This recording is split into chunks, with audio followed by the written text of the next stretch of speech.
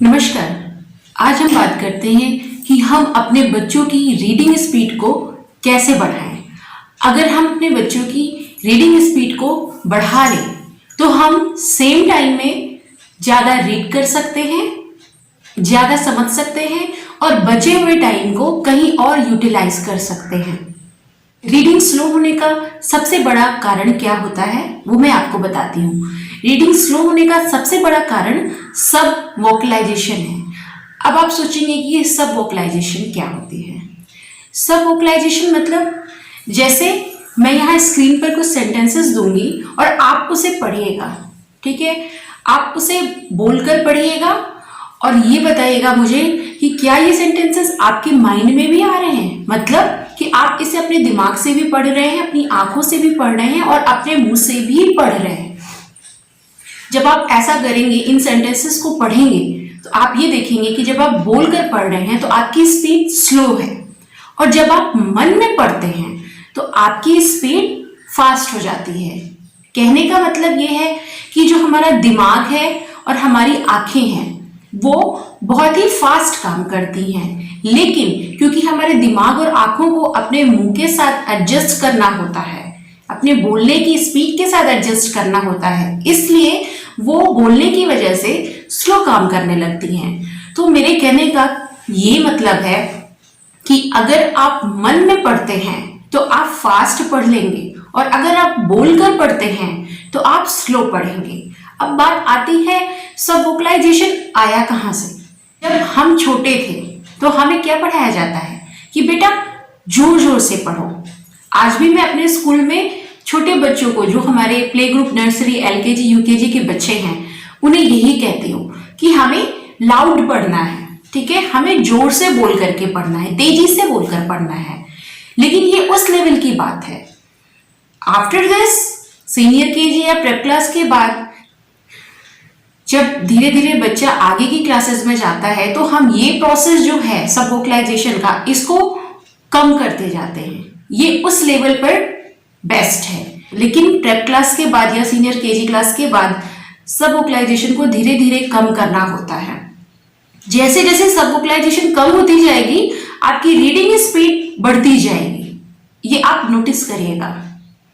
तो आप सभी को सब वोकलाइजेशन समझ में आ गया होगा। मैंने बताया कि सब वोकलाइजेशन में होता क्या है कि हम बोल बोल करके तेजी से पढ़ते हैं तो हमारा जो दिमाग होता है और आंखें होती हैं वो उसे उसके अकॉर्डिंग एडजस्ट होना पड़ता है, ठीक है। अगर हम बोलकर नहीं पढ़ेंगे तो हमारा दिमाग और आंखें फास्ट रीड करेंगी। हम मन में पढ़ेंगे तो हमारा दिमाग और आंखें फास्ट रीड करेंगी। आप इन सेंटेंसेस को एक बार पढ़िएगा और मुझे बताइएगा। अब जैसे कि मैंने आपको बताया कि जैसे जैसे हमारी सब वोकलाइजेशन कम होती जाएगी हमारी रीडिंग स्पीड बढ़ती जाएगी। अब वो कैसे बढ़ेगी वो मैं आप लोगों को बताती हूँ। हमारा पहला स्टेप है यूज पॉइंटर। हम अपने बच्चे को पढ़ाते समय किसी पॉइंटर का यूज करेंगे। अब पॉइंटर मीन्स आप कोई पेंसिल भी ले सकते हैं, आप कोई पेन भी ले सकते हैं, या फिर ये बच्चे की जो फिंगर टिप होती है आप इसका भी यूज कर सकते हैं। मैं आपको एक प्रैक्टिकल करके बताती हूँ। मैंने एक बुक ली हुई है, ठीक है। जैसे बच्चा पढ़ रहा है तो उससे ये बोलेंगे कि ये फिंगर टिप आपको उन वर्ड्स पर रखने हैं जो आपको बोलना है, ठीक है। इस तरीके से फिंगर रखकर पढ़ना है। आप देखेंगे कि बच्चा जब इस तरीके से पढ़ने लगेगा तो धीरे धीरे वो हैबिचुअल हो जाएगा और फिर एट द लास्ट क्या होगा कि फिर बच्चा बिना उंगली रखे स्पीड में पढ़ने लगेगा। और दूसरी चीज, जब भी बच्चा कोई बुक पढ़े तो उसकी स्पीड ना तो बहुत तेज हो ना ही बहुत स्लो। जब बहुत तेज स्पीड होगी, बहुत फास्ट होगी, तो क्या होगा, बच्चे की एनर्जी ज्यादा खर्च होगी। और जब बहुत स्लो होगी स्पीड तो भी बच्चे की एनर्जी ज्यादा खर्च होगी।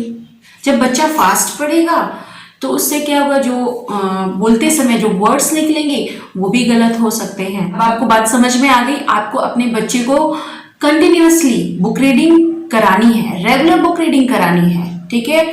इसके 3 फायदे होंगे। बच्चे का कंसंट्रेशन अच्छा होगा, बच्चे की सोचने समझने की जो पावर है वो स्ट्रांग होगी, और तीसरा, बच्चे का दिमाग इधर उधर की बातों में नहीं जाएगा।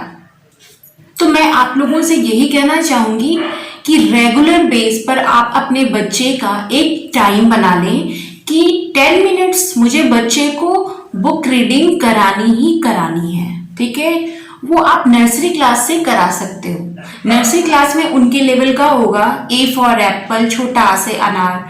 जैसे जैसे क्लासेस बढ़ती जाएंगी उनके लेवल की बुक रीडिंग अलग होती जाएगी। ठीक है, तो मेरे कहने का मतलब है कि रेगुलर बुक रीडिंग कराना बहुत ही इम्पोर्टेंट है।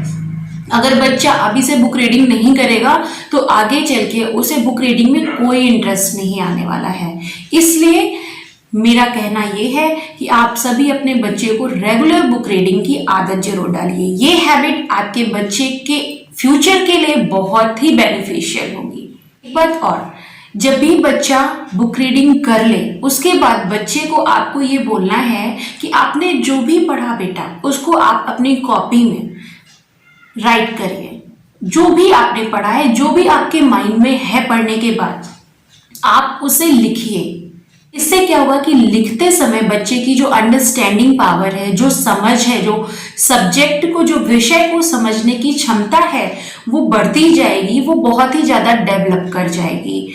तो एक ये टेक्निक आप जरूर यूज करिएगा कि पढ़ने के बाद 5 to 10 मिनट्स आप उन्हें लिखने के लिए जरूर बोलिएगा इन चीज़ों को। तो मैंने जो भी बातें बताई आपको बुक रीडिंग से रिलेटेड, आई होप कि आप उसे फॉलो करिएगा। एक बात मैं आपको और बताना चाहूंगी, अपनी बुक रीडिंग को कैलकुलेट कैसे करें। कैलकुलेट करने के लिए मैं आपको बताती हूँ कि शुरुआत की 1 2 3 लाइन्स के वर्ड्स को काउंट कर लेना है। फिर इनमें जितने भी वर्ड्स होंगे, मान लीजिए इन 3 लाइन्स में 21 वर्ड्स हैं और लाइन 3 है तो 21/3 means 7 words in 1 line. 1 line में 7 वर्ड्स हैं। तो अब हम टोटल लाइन काउंट करेंगे। टोटल लाइन 8 है, ठीक है। तो 8 × 7, क्योंकि 1 लाइन में 7 वर्ड हैं तो 8 line × 7 word is equal to 56। मतलब आपका बच्चा 1 मिनट में 56 वर्ड रीड किया है। डे बाय डे आप उसका टारगेट बढ़ाते जाइए। आप उसे 1 मिनट में और ज्यादा रीड करने के लिए बोले। देखिए, अब नेक्स्ट डे आप देखिए कि आपका बच्चा और कितना वर्ड्स पढ़ता है 1 मिनट में। इस तरीके से आप अपने बच्चे की रीडिंग को कैलकुलेट कर सकते हैं। तो नए रिकॉर्ड बनाने के लिए पुराने रिकॉर्ड को तोड़ना होगा। मतलब हमने फर्स्ट डे इतने वर्ड्स पढ़े हैं तो नेक्स्ट डे हमें इससे ज्यादा वर्ड्स 1 मिनट में पढ़ने हैं। इस तरीके से मेरे कहने का मतलब है हमने अपना पुराना रिकॉर्ड तोड़ना है और नया रिकॉर्ड बनाना है। तो ये भी एक बहुत ही अच्छी टेक्निक है अपनी रीडिंग स्पीड को बढ़ाने के लिए। एक बार अगर आपके बच्चे की रीडिंग स्पीड बढ़ गई तो उससे क्या होगा, आपकी प्रोडक्टिविटी, आपका टाइम मैनेजमेंट, रिजल्ट और परफॉर्मेंस, ये सभी एक साथ बढ़ता जाएगा। तो आप सभी को मेरी वीडियो कैसी लगी कमेंट बॉक्स में जरूर बताइएगा।